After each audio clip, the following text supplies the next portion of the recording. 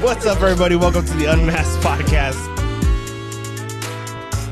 What do you recommend them do or not do as far as like coming out of high school and pursuing a career someday?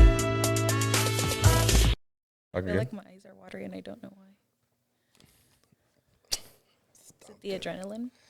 Yeah, it's just being a podcaster is different, dude. Like, you're in a totally different environment. It's because I know what you're about to say. What am I going to say?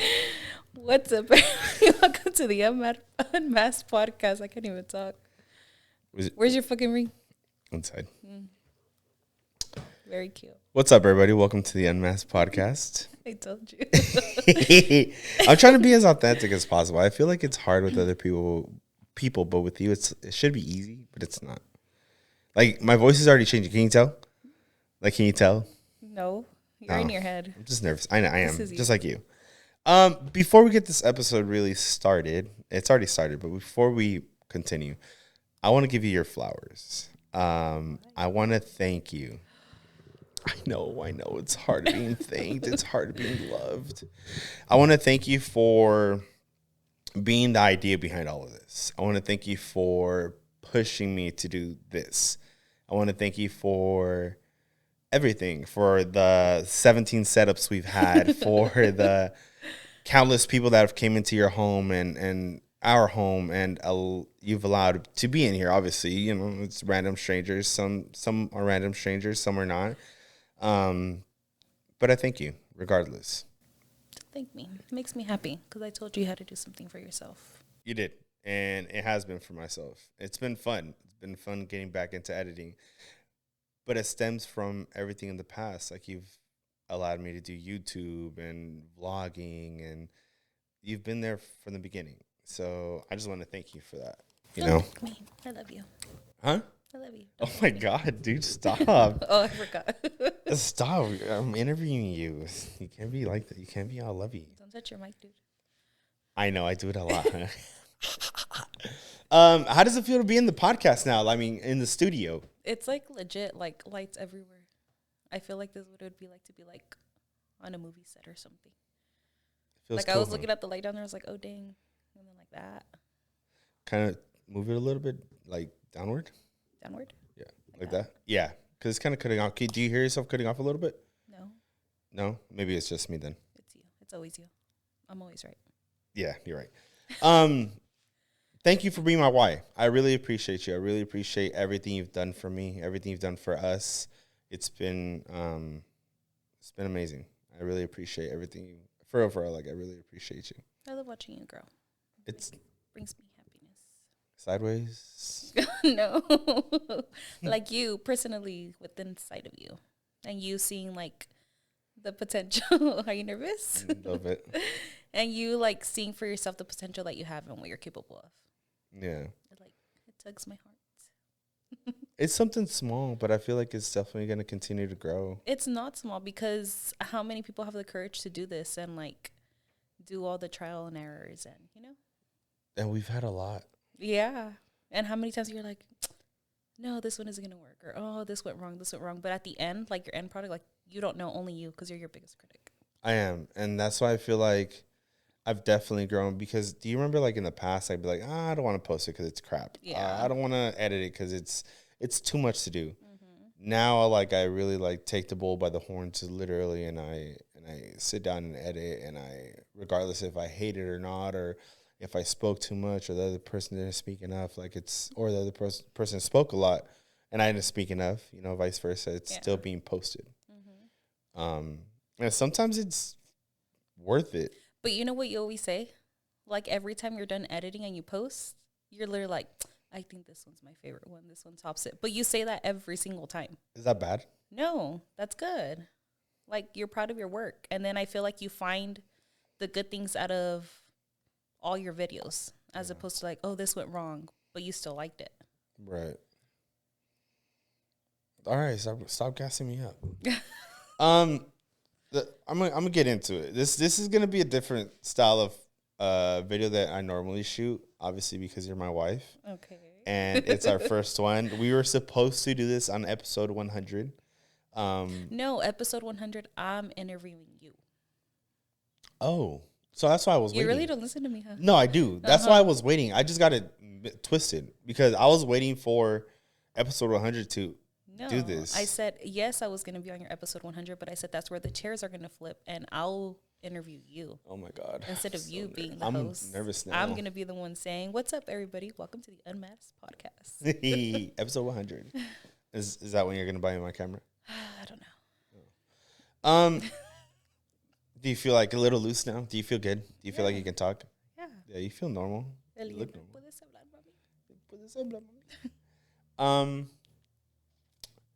So obviously we've been in a relationship for almost 16 years now. Yeah.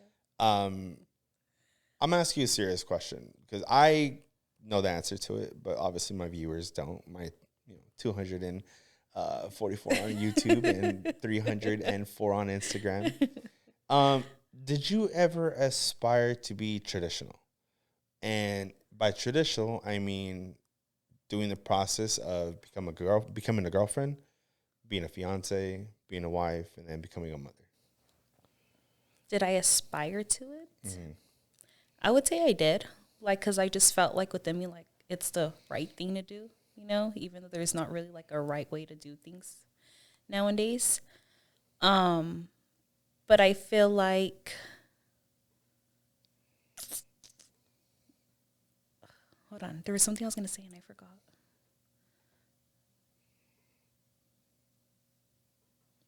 Hold on, I went blank. You're fine. So the reason why I ask you this question is because obviously we've been in a relationship for a long time. I'm not going to take it to heart, but I know when you were younger, you didn't want to necessarily get married.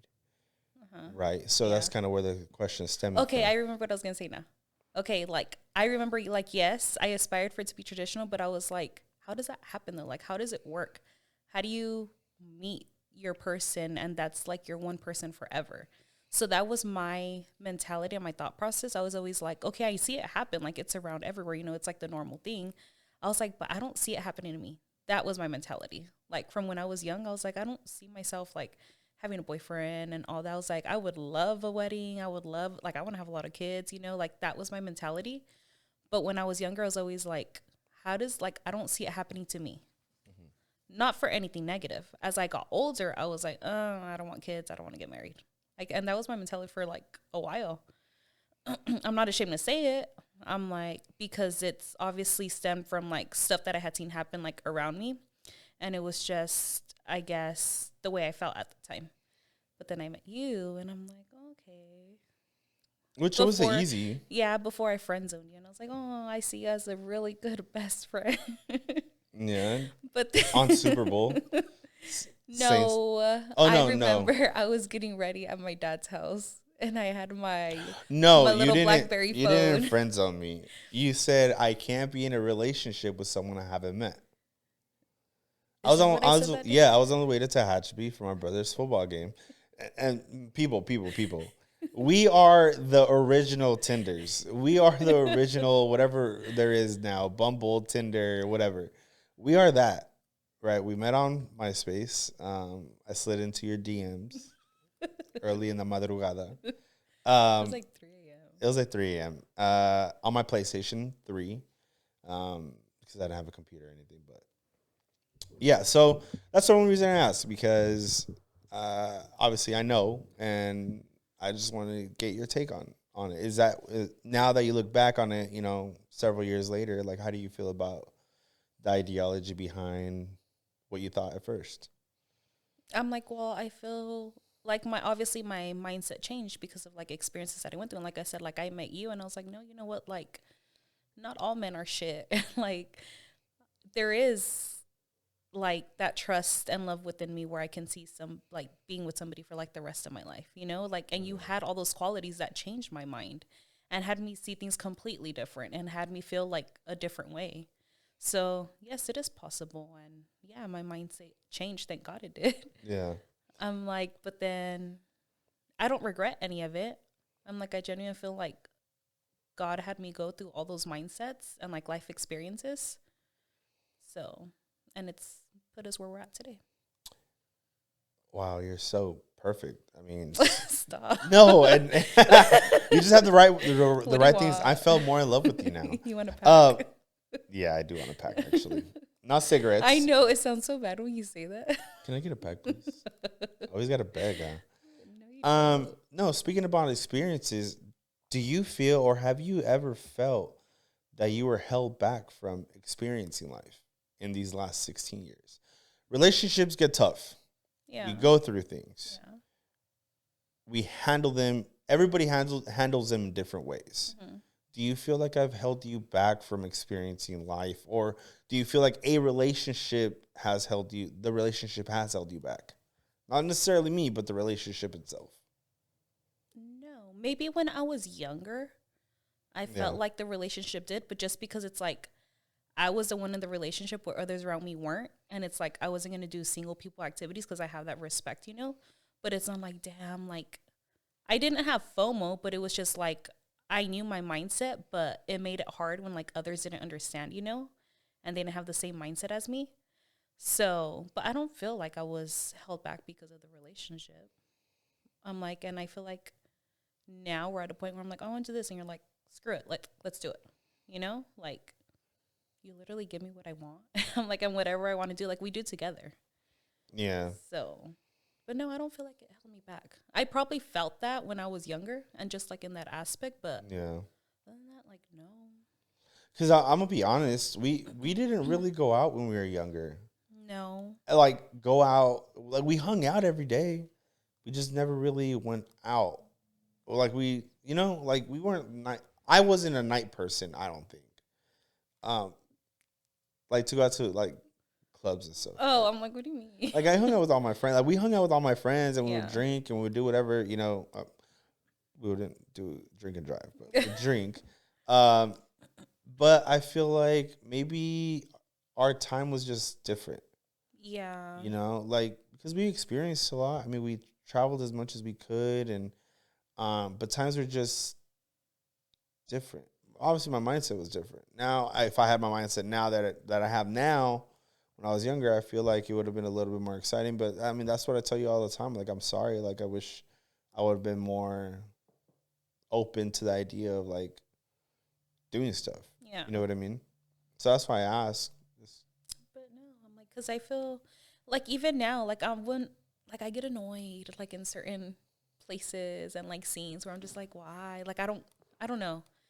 So I just feel like, because even now, like I'll be like, oh, like let's go out and let's do this, and then I'm like, all right, I'm good for like a couple months, you know? Like, our Valentine's experience. Oh, that's different. But oh, come on, let's talk about it. Let's talk about it. Well, okay, here's our thing. I'm not a fan of Valentine's Day, but I did like growing up when we would ask each other or like each other's Valentines. So like we would go all out. No, yeah. You didn't this year, but whatever. So I like that, but then when it came to the actual day of Valentine's Day, we were like, whatever. Like, and I honestly it's fine. Like we don't need to do anything. Like I didn't want to. I think I just got the adrenaline from like you asking me to be your Valentine's Day, but I didn't expect to do anything on actual Valentine's Day, and I didn't want to. So one year we're like, fuck it, let's give it a try. But it just felt so weird. I was like, because we were just doing stuff that we already do. And like, I guess just being out with so many other people around, just like, no. Like we even went to like our favorite restaurant, you know? We went to Red Lobster. Did we go to Red Lobster? Yeah, who'd you go to your favorite restaurant with? No, I was thinking Fergatti's. We went to Fergatti's because then we went to the movie theaters. Red Lobster. We went to Red Lobster. When we got dressed up? No, that was a spontaneous date that you did. Back to my point. We do that shit already. Oh, I thought that was Valentine's Day. No. When I wear like slacks and stuff? Yeah, and when I wear like the white and black dress. Yeah, the stripy one? Yeah, no, that was like a random date. Oh. Like March or Valentine's Day. No. See, that's what I'm saying. Like we do stuff like that. Like we always have. So yeah, we tried it out. I was like, this felt weird. I don't know why. It just did. Not throwing shade to anybody, but it's just like it's not our thing. Yeah. Yes, give me flowers and ask me to be your Valentine's. And I asked you to be my Valentine's this year. No, you didn't. Yes, I did. No, you didn't. Yes, I did. You gave me flowers and a hydro jug, but you didn't ask me. There's a difference. Oh, my God. I'm so sorry. I'm so sorry I didn't think about you on Valentine's Day. How could I? How could I go all out? How could I make I made my own bouquet, right? That was for my birthday. birthday that you tried doing that, wasn't it? No, I gave Eliana and you. Yeah. I literally went during my lunch to this Dollar Tree. I bought scissors. I bought tape. I bought paper, and I made you.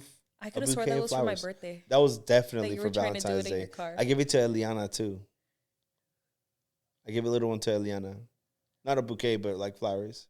Yeah, I'm pretty sure that was for Valentine's Day. No, that bouquet you tried to make was for my birthday. For Valentine's Day, you gave me flowers, but those were you didn't try to put into. Okay, look, this is gonna turn into no, no. It's gonna get settled. This is bull. I'm sorry I do so much that I forget sometimes. Okay, don't make me laugh. Okay. Okay, so let's move on. This is bullshit. Anywho, but now we do stuff because we have Eliana and we want her to grow up with the mindset like if she wants to celebrate Valentine's Day, then fuck it. That's why my mentality's changed in a lot of things. Yeah. Oh, I'm like, yeah. Oh. No. Like what? No. Stop. No, for real. I'm just saying. No, get it out. Like, for what? Like, no, I agree. Oh, yeah. Like, since having her, like, it's like shit. Like, I think so differently now. Oh, Which I can't think about it, like, on the spot. But just, like, certain things, like, I understand now. Oh, I can. Go for it. I can. Okay. Having patience. I thought I had patience. I thought I had... better patience than before. Yeah. I thought I did. Uh-huh. This is another level of patience. Yeah. Just like I told you the other day. I was literally sitting there and she kept asking me questions over and over and over. And it's the same one. Obviously, she's a child. But I'm just like, holy crap. Anybody else would be like, hey, shut up. But it's my baby and I won't. It's taught me another level of patience. For sure. You know what's funny? Like, I hear her when she's, like, doing stuff to you and telling you stuff. And I can tell that you're trying so hard and you're literally, like, your patience is, like, top tier. And I'm just there and I'm just, like, don't laugh. And I'm just, like, dang, like, she's really testing. No, she rips it on me. She really does. It reminds me of, like, the episode of Family Guy when it's become a meme. So a lot of people will know. When Stewie's calling his mom, he goes, Mommy. Oh. Mommy, mom, over and over. That's what I think about. And I like it. Obviously, she's interacting more. She's being more open. She's wanting to talk to more people other than us. So she's a curious girly. I'm all for it. She asks a lot of questions. Yeah, I'm all for it. She's something else. Definitely our twin. So, you've always been into reality television. Not a lot of things, but like the Kardashians. You like the Kardashians. You can't lie. You like the Kardashians. Yeah, and then you start watching too. So, it leads me back. Commentary. Yes, which is top tier, I might add. Yeah. Has reality television at all taught you anything? And I'm talking about, like, Love is Blind. I'm talking about, like, the Kardashians. I'm talking about, like, just in general, like, things that we watch together now. Like, has it taught you anything at all? Maybe it's not taught me because I always knew it's, like, reality TV. But I feel like it just brings me back to the point, like, shit, like, at the end of the day, like, we're all human and everybody has their own shit, famous or not. Like, I don't want to sound pessimistic, but it's like everybody ends up in the same place. You know? Oh, I mean, it's true. I know, but I'm like, oh, that sounds kind of like, but it's just, yeah, like, it's true. Like, the fame or not, you're still human. Everybody can go through the same shit. So, if anything, just that. But I'm like, because I've always knew it's reality TV. Isn't it funny, though? Like, you shoot for the cameras. Okay. A veces le hacen de más, but like, fuck. Oh, but I love it. That's what we did this Valentine's Day. Freaking start Love is Blind. Yeah, we did. We literally. It took us a while to finish it. Yeah. We got pizza. I was gonna get wine, but I was like, nah, a lot of calories. I got an IPA that I still have not drank. Still in the fridge. I know. Yeah. Hopefully now you can drink it. At least take a sip. I hope you wanted to taste it. Maybe like a sip. Yeah. Yeah. I love reality television. I know you do. I do. I have binged The Challenge, I think, like 4 times. Oh, yeah. And from season 10 and on. Yeah. And then you started the challenge and watching it, which we need to catch up. Yeah. But Love is Blind, I feel like all these lovey-dovey reality TV shows, I absolutely love. Love talking shit. I like them because I feel like you made me realize, I was like, dang, like when I watch these, like I get very vulgar and like my commentary because I feel like you had never, after all these years, you had never seen that side of me. But well, because that's what brought it out. Like I didn't have that side to me. But when I watch them, like I really get into it and I start like hammering down. No, I love seeing how other men act when trying to get like a girlfriend or a fiance or a wife or whatever the case is. I love seeing stuff like that. Like I love seeing the bullshit because obviously I'm a big bullshitter. I love seeing the bullshit. I like seeing the fakeness in people, and you can see it right away. Yeah, you know what I mean. And when other women hound them and they're not even married yet, or they've been married for I don't know how long, I'm like, wow, I'm so lucky. I don't get wrecked like that anymore. Anyways, like I just don't like, I don't get killed on the daily basis or what's that episode or like that season? Was it last season where the guy, or 2 seasons ago when the guy opened his drawer up and he had all kinds of things in there? The girl's like, "Oh, why do you have all that stuff?" Remember? Oh yeah. The blonde. Yeah. I'm like, what the? Yeah, she was questioning him. Hella. I'm like, dude, leave him alone. You just got out of the pod. You know what I mean? Yeah. Like, let him live a little bit. Let him get home and clean his shit out. Yeah. Pervert. Chill, dude. Oh you see, it riles you up. Oh it really does. I love it. Like I literally sit there and I read my book, or I'm you are a bullshitter. Like I'm literally sitting there playing video games in the other room, and I can hear the TV, and I run out. Yeah. What's going on? Man, bullshit. I'm not gonna watch it. And then I started watching it. Yeah. All of them. I think the only one I never got into was that one where it was like all kinds of nudity in the beginning. Of Love is Blind? No. Oh, no. like a show? Like a show. One of the shows you were watching. It was like wieners in the locker room and stuff. I'm like, what is this? Oh, I never finished it. Was it that? Wasn't it on Zendaya, HBO Max? Yes. Oh, I forgot the name of it. Yeah, whatever. It was that one. And then I never liked that. And then they say the nudity calms down, but I just never finished it. Well, we got Max back. You got it? Yeah. I'm sorry. Perfect time to tell me, huh? Yep. Wreck me. Shit on me right now. No. I never do. Only all the time. Deadass. If all my homies out there, all my men, my brothers, how many times, put in the comments, how many times does your wife tell you no, or significant other tell you no? Okay, but what kind of shit do you fucking ask for? No, nothing bad. Nothing bad? No. You want to do some extravagant shit. Like what? And like here's the thing. I feel like this is definitely one of the parts of our relationship that we can work on. What? Not saying no to each other. Well, you're not asking for extravagant shit. Like what, Miriam? What extravagant stuff have I asked before? I don't know. I at least say, hey, you know what? Instead of this, let's do this. Instead of buying one pair of shoes, let's buy 3 of this. You know what I mean? Like stuff like that. Like I'm flexible. I bend but don't break. You know what I mean? Like that's what it means to be in a relationship. You bend but don't break. But you always tell me no, so you break me, bro. No, I don't. Yes, you do. Okay, and then I tell you yes, and you're like, no, well, now I'm not gonna fucking get it because you're just testing me, and I'm like, I'm not. I'm literally telling you yes. No. But you'll be like, let's go get 2 TVs. Let's put another one up here and one up here. And I'm like, and have we? No. Random as it. You have a fucking TV under our bed right now that you're gonna hang in here, and you have another one chilling in the room, dude, and you still want to get another one. Dude, no, I don't. It was just. So do you see my reasoning here? No. Why do you need so many TVs? It's just I don't know. What if I don't want to be in the room? What if I don't want to be in the living room with you? Why wouldn't you? What I want, come on, what if I don't want to be in the living room? What if I don't want to be in the office? Because I want to be in the garage. Why do you need a TV everywhere you go? You need like a book to have some time with your thoughts. And the books put you to sleep. They really do. They really do. I can't read more than 10 pages. Maybe you should try audiobooks. Fuck me then. You could put the audiobooks in the TV on the TV. Hear that out loud. That's a you thing. That's you time. My bad. Let's keep moving forward. Top 3 things that becoming a parent has taught you. Or you can do 5, but I just said 3 because I feel like 5 is a lot.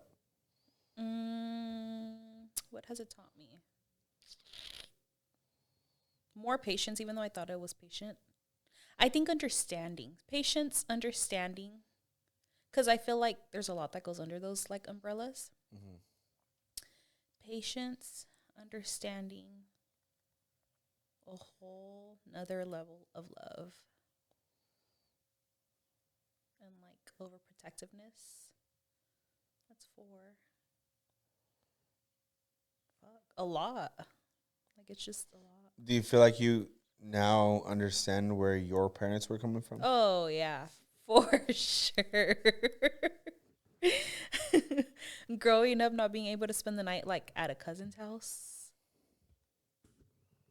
That was, like, a big thing for him. Like, why? Like, they're my cousins. Like, my dad literally went 2 times. And they're like, oh, she's asleep right just here. He said, nope. He showed up and woke me up and took my ass home. I never got it. I think I was in elementary school. Now I fucking get it. I don't trust anybody. I don't care who the fuck you are. Like, So I get Twice? It now. Yeah. Oh, my God. One was at Myra's house with my Nino and Nina, my dad's brother. He said, nope, your ass is coming home. Like, oh, right. My suegro. He was carrying me out. I was asleep. I think I was faking it a little bit at the end just to really, like, like, let her stay. But I get it now. Like, you're overprotective. Like, that's your child. Like, uno nunca sabe. Oh, I agree. You think I'm going to let some sleazy-ass 15-year-old boy from Arvin talk to my daughter? Fuck no. That's all on you. You've been there. You've done that. I was a 15-year-old sleazy-ass boy from Arvin, so people don't hate on me. That's what I was talking to. Yeah, but for sure. It's just, it's so scary. I think it's scarier having a daughter than it is having a son, which is very cliche to say, but I really think it is because obviously, I was a son, and I know what kind of dumb shit I got myself into. Yeah.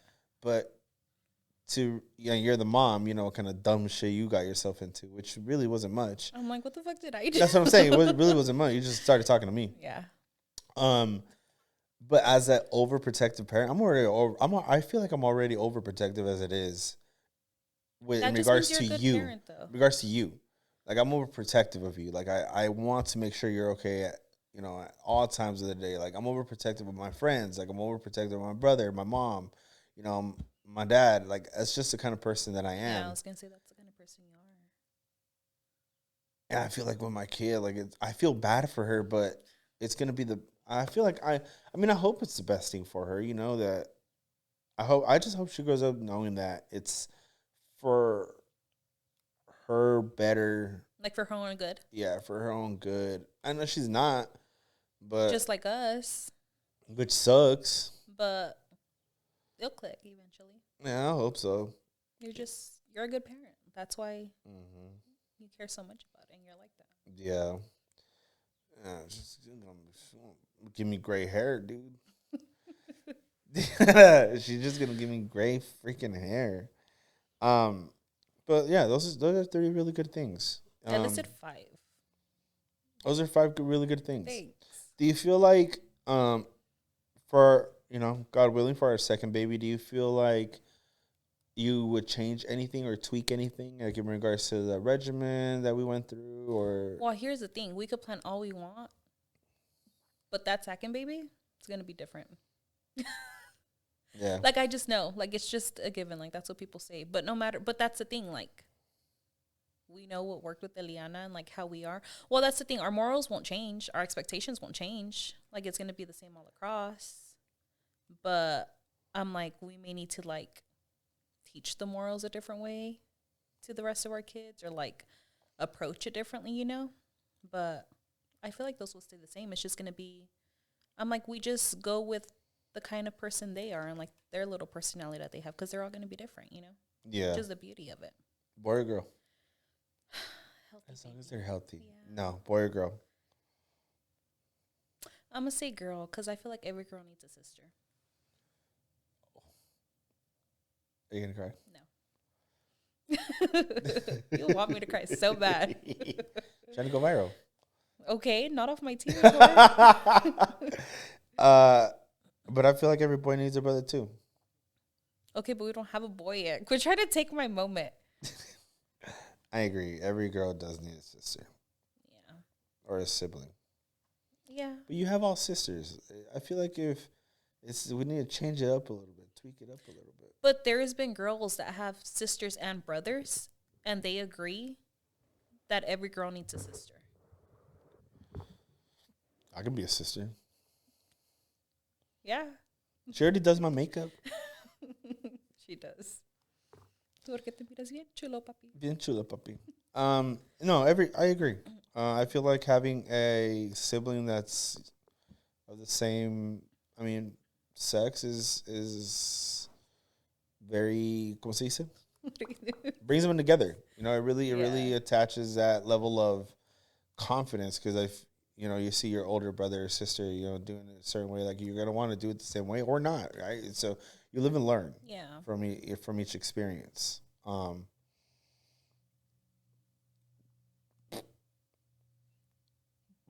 I almost don't want to, but you're perfect, and it just fell into the next thing that we want to talk about. What are we going to talk about? 2024.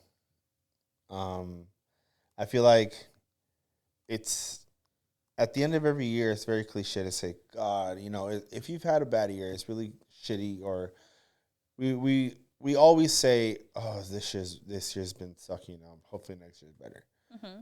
But as I've grown and in my perspective, I feel like every year is good no matter what. Oh, yeah, because sure. We're here. Yep. We're alive. Exactly. 2024 was definitely a shitty year, which kind of went over to 2025. Kind of talk about your experience and your viewing on what your sister went through early in 2024. Dang, dude. You really trying to go viral? No. I'm trying to heal. I like that. My heart's racing. It's easier to talk about me than my sister. I know. Which is why I started with your sister. Because it's easier for me to talk about your sister than you. Okay. So, in March of 2024, my sister got diagnosed with thyroid cancer. She had surgery in April, and they removed her thyroid and the lymph nodes it had spread to. Thankfully, thank God, she's okay. She's still getting her checkups, her scans, and everything's been good so far, and it will continue to be good. But as a reaction to all that, I was like, well, shit, because they would feel her neck, obviously her thyroid. I was like, what the hell does that feel like? So I touched my neck, and I felt a lump. But in my mindset back then, which don't give me shit for this right now, I was like, fuck.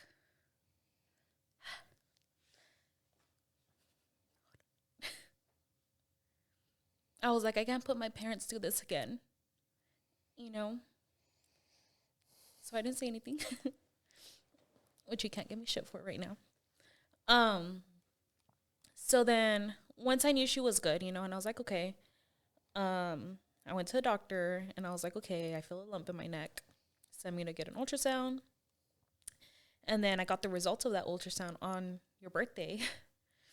And they found multiple nodules in my neck area, and it's crazy because we still, held on to the faith. We're like, okay, but we don't know yet. Doesn't mean that it's the same thing.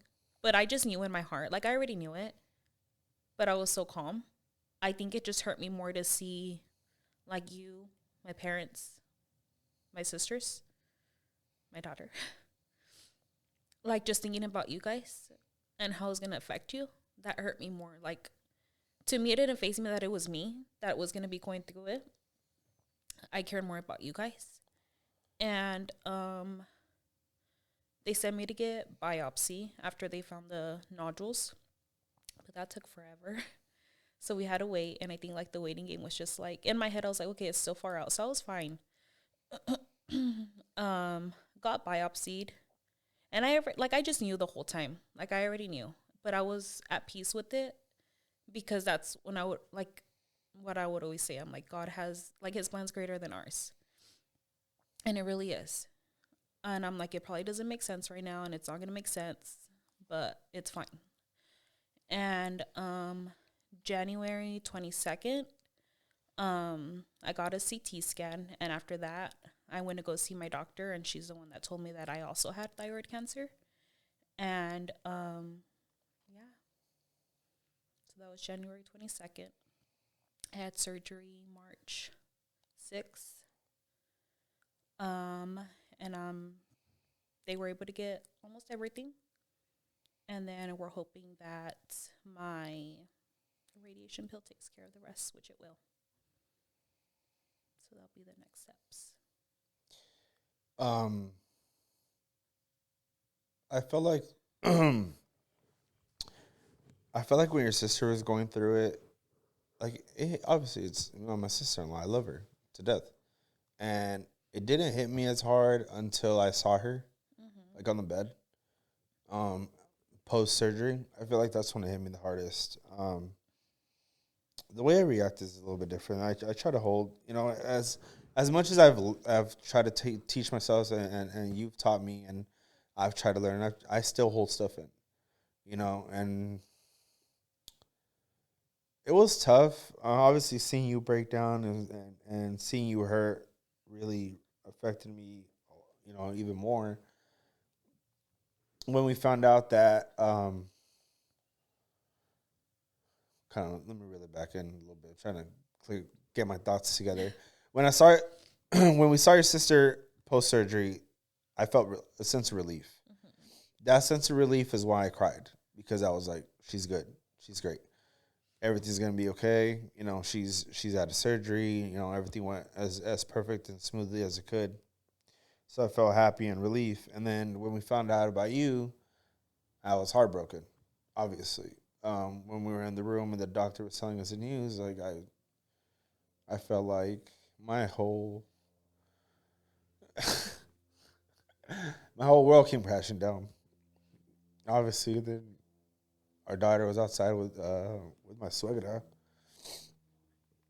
But I was clear minded because my sister-in-law had just gone through it.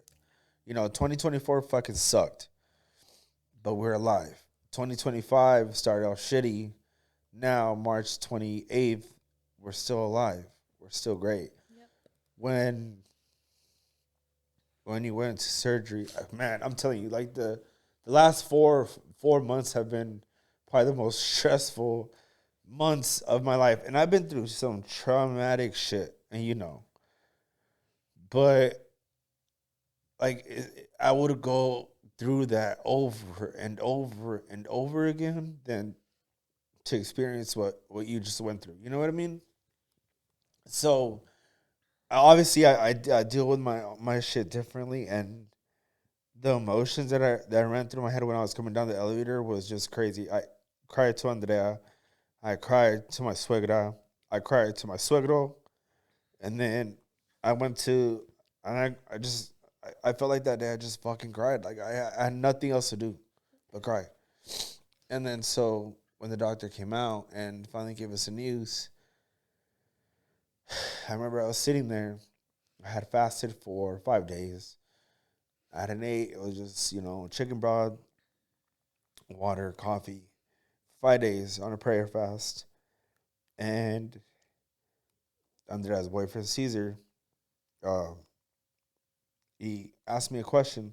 He goes, "Are you ready to eat that steak?" Once the doctor came out, and I remember putting my head back, and I was like, "Yeah, I'm finally gonna eat that steak." And everything like just fucking rained down on me like a fucking like a waterfall, and I ran out because I felt the sense of relief which I hadn't felt since last year. When her sister got out, and I cried, and it was raining. It was pouring, and I was outside just sitting down, crying until they came out and they talked to me, and I was like, I'm not sad anymore. I'm just a sense of relief finally. Like this pressure, it was like I guess the easiest way to really explain it is like a teapot, and the pressure, and it finally exploded, and that's how I felt. And then I called my mom and I called my brother, and it was just the shittiest way to start the year, obviously, for various reasons. But you're here. I'm going to be here. and everything's going to be okay. It is. And it's taken me a lot to really understand that. Because as hard, as strong as I may seem, as happy as I may seem on a daily basis, I'm not. I'm not strong. Yes, you are. See my little one that looks just like you. And when she asked about her mom, she's like, well, she's in the room. She's here. She's good. Yeah. I don't have to tell her anything else, but it was tough. But again, it's 2024 was a shitty year, but we're here. 2025 is the beginning of it was a bad beginning of 2025, but we're still here. Yeah. And I could only imagine what your mom's gone through. But again, anybody that is dealing with stuff like this, or if you find out or you're scared, tell your people. Don't feel like you're being selfish, or don't feel like you're being a problem. Just tell us. Tell them. Tell your loved ones. Get checked, which is the most important thing. I need to do in the next month at least. I need to go get checked. But we hadn't gotten checked in years. Well, I was pregnant for Eliana. With Eliana, not for Eliana. Yeah. But I'm like, that's the crazy part. Like, there was never, like, a history or a reason for any of us to get checked. Yeah. So it's like, how would we know? And that's the craziest part of all this. You just never know. Yeah. Life is like that. You just never know. And I always tell, like when they ask me, how's it being a parent? How's life, being a parent? It's tough because when we were younger, or even in my ideology was, YOLO, you only live once. I'm not scared of dying. I wasn't. I'm not scared I wasn't scared of leaving this world, like, regardless of the fact, like, we all come and go, like you said earlier. Now, as a parent, that's my biggest fear. Yeah. My biggest fear is leaving my little one with nothing. My biggest fear is leaving my little one, period. Leaving my wife, leaving my family behind, and leaving them alone. Because I feel like obviously nobody's unstoppable, but I need to feel like I can still protect you, and I can still protect her, and I can protect as many people as I can. That's my biggest fear now. Yeah. It wasn't. Now it is. And I feel like that was my biggest worry. Like, out of all this. Like, so it's crazy. I'm like, I didn't dwell. Like, yes, 2024, beginning 2025, they were shitty, scary. But I didn't see it like that. Like, I focused on the positive. I'm like, you know what? Like, there's always somebody else that has it worse than us, and I'm here. So I didn't dwell on the negative. And then it's crazy because throughout this whole experience, like, I remember crying to you before my sister's, like, surgery, and I was like, dude, like, I'm fucking scared. Like, I was fucking scared. And then, but when it came to me, I was so freaking calm. Like, it's the scariest situation I've ever been in my life, but I was the calmest I have ever been. Yeah, I was nervous, but that sense of calm and peace within me, like, it was mind-blowing. And I remember telling my mom, because you guys would always check in on me. And then one time that I told my mom, I'm like, I'm not scared. I don't know if it's because like my sister's gone through it and I see how she's fine. That's giving me the peace of mind, But like I feel so calm. My mom's like, well, that's, those are people's prayers. And I'm like, yeah, it is. Because I'm like, why do I feel so calm? And even right before my surgery, I was still calm. My heart rate was up, but like I felt at peace, And like even when you left, I was okay. My sister came up, I was okay. And she's like, heads up, like dad's going to come in, and obviously my dad was taking it hard. And she's like, but it's okay. I was like, no, I know. And then like seeing him, I was still like, like I'm okay. I wasn't crying. And I genuinely felt like really calm, at peace. So I'm like, and I think my surgery ended up even being longer than what it was supposed to. 8 hours. Yeah. I'm like, so I could only imagine like what you guys went through. Never said my schedule. What do you mean? Tell my routine. What happened that day? We got there at 3 a.m. 3:30. Yeah. So the day before, obviously, I slept an hour or two. Drove to LA.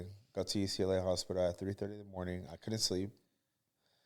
Obviously, we got you up to the room. I was with you up until 7. Yeah, because I had to check in at 5. Yeah, I was up in the room up with you until 7. After 7, I went to the car, took a nap for 2 hours, and then I went back to the waiting room, and I was watching the Manchester United game, which is crazy because last year I was watching the Europa League, same thing, but I was watching West Ham play the day of Andrea's surgery. And I was telling her, I was like, isn't this absolutely crazy? I hope, we don't know what's to come next year, but I'm hoping and praying that I'm not that we're not, as a family, we're not in the hospital during March or April. Yeah. And that doesn't continue. But I was literally watching an Europa League game in a hospital again. So that was it, basically. Just stayed in the hospital, walked around, but it wasn't fun. Yeah. We were just there 8 hours. And for me, it was like, I went to sleep and I woke up. And I was like, can I see my husband? I know that. What's okay. Your husband's name? I was like, Bernard. If my suegra watches this, I promise you, I didn't, because obviously I'm your husband, but she's your mom. Yeah. And Andrea's your sister. Obviously your dad's your dad. I didn't want to be the first one to go up there. I didn't. I wanted them to go because I know obviously she's your mom. Yeah. And I told my suegra, we were sitting in the waiting room. I was like, please just go. I was like, go. Don't let me go first. Go. Everybody go, and then I can see her later. Find yourself a man like this. Who else is going to fucking say that? And suegra, I know you're subscribed to me on YouTube. Comment down below. But then when the nurse or the receptionist came up to us and she said, the husband, Bernardo, I'm like, yeah. Like, oh, come on, we're going to get you your pass. I'm like, in my head. And then I walked up to my suegra. She goes, go, go, go. But I didn't choose to go first. Like, so you didn't want to see me? I did want to see you, obviously, Miriam. I didn't walk, I ran. But it wasn't me that decided to go first. I didn't want to go first. I didn't, because I don't want to be. I'm not selfish. Yeah. I wanted my loved ones to go first because they're your They're your family, and they deserve to see their daughter and sister and first, before me. So. That's on the record. I did not decide to go first. My wife did ask for you first. Yeah. You asked for me first. And the first thing that you do when you see me, do you remember? Did I flip you off? No. What did I do? Oh. At least I didn't flip you off. Yeah.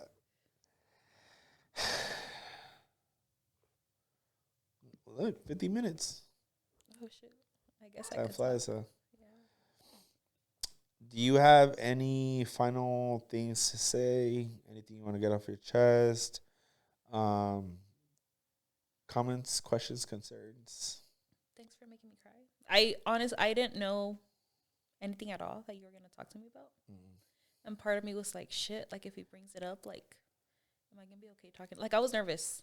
I think that's why I was nervous, because I didn't know if you were going to ask me. I had to bring it up. That we had been through. I had to bring it up. So, but do you understand? And I've said this before on this podcast. Like, to some people, this is their way of venting. when you can sit down behind a microphone or whatever the case is and talk. Because our culture, we don't.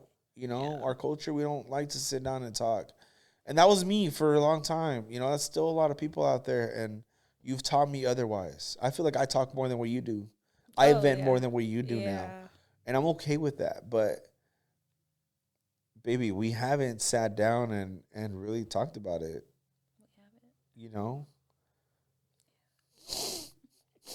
Stop. So, yeah. I'm like, I was just nervous for that. I'm like, but no, I didn't know what you were going to ask me. And I said, fuck it. I'm like, whatever is going to happen, it's going to happen. So. You cuss more on here than what I have. Why you always say, yeah, you can cuss. The hell? Why aren't you going to tell me the same thing as everybody else? Female or what? No, not at all. So. You're more manly than me. You drink beer. I like little martinis. Yeah. Like my Coronas. But, so, yeah. Thanks for having me on here. I feel special. You're the first one back. I was a little nervous. Me too. A lot nervous. I'm still nervous. But yeah, I'm like, just remind everybody to look at the positive side of things, and everybody has their own stuff they're dealing with. So I'm like I tell my students, be kind. You never know what someone's going through. You just said what you do. Huh? Did you say except we do? No, I said you already said. You just said what you do for. So. Oh, my bad. All right. I'm like, I'm a teacher. Hey, chill. Where at? Stop, dude. Thank you so much for being the catalyst to this podcast. Thank you for.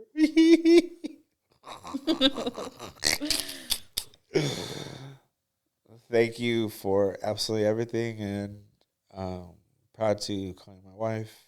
Blessed to have you in my life, and we'll continue to fuck shit up together. I love you. Love you too. We're out.